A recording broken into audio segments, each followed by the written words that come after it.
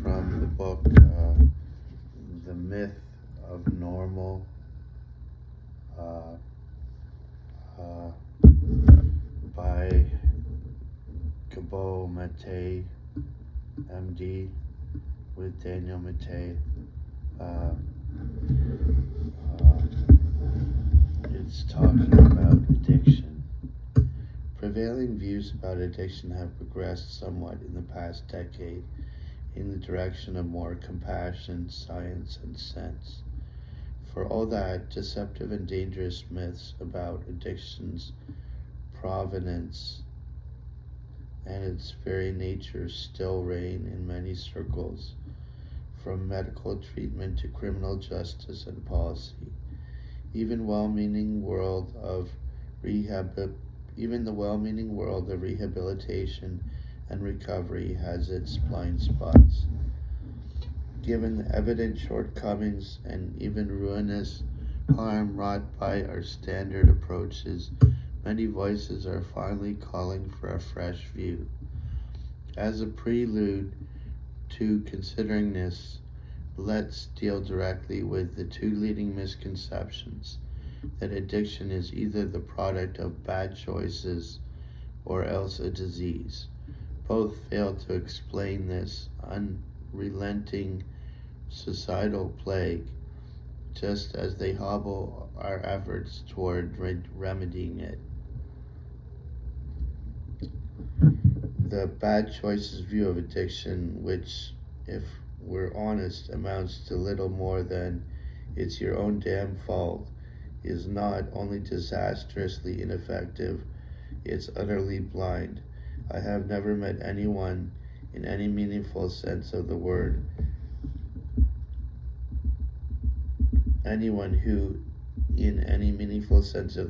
ever chose to become addicted.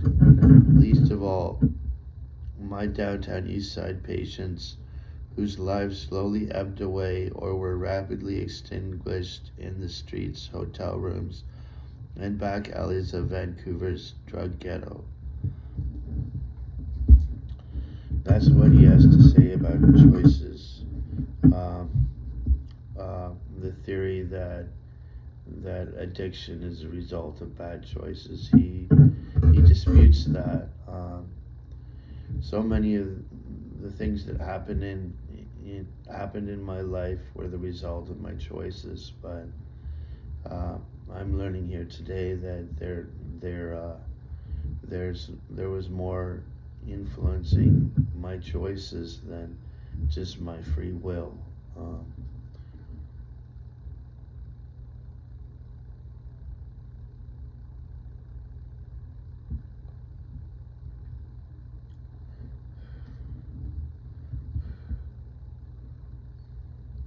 The word disease also crops up frequently in the world of 12-step recovery.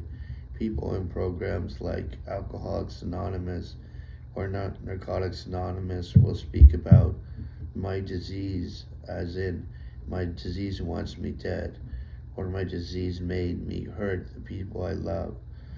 No doubt such programs have helped millions.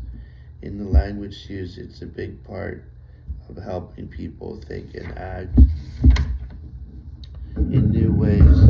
I will only suggest that disease is more therapeutically useful as a metaphor rather than a literal fact, with most chronic conditions viewing addiction as a dynamic process to be engaged with rather than a demonic force to be feared or battled, can ultimately expand the possibilities for healing.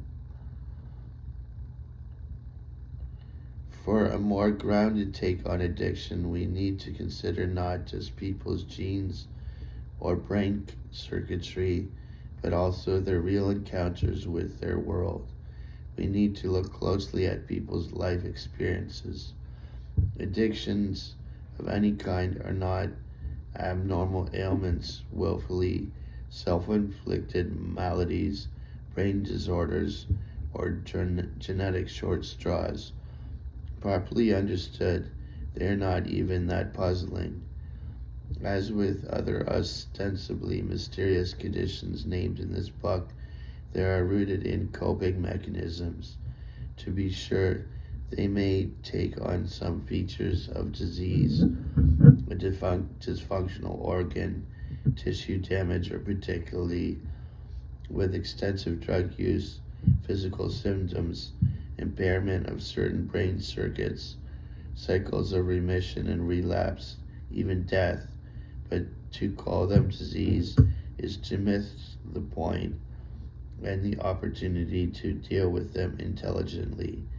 Addictions represent, in their onset, the defenses of an organism against suffering it does not know how to endure. In other words, we are looking at a natural response to unnatural circumstances, an attempt to soothe the pain of injuries incurred in childhood and stresses sustained in adulthood.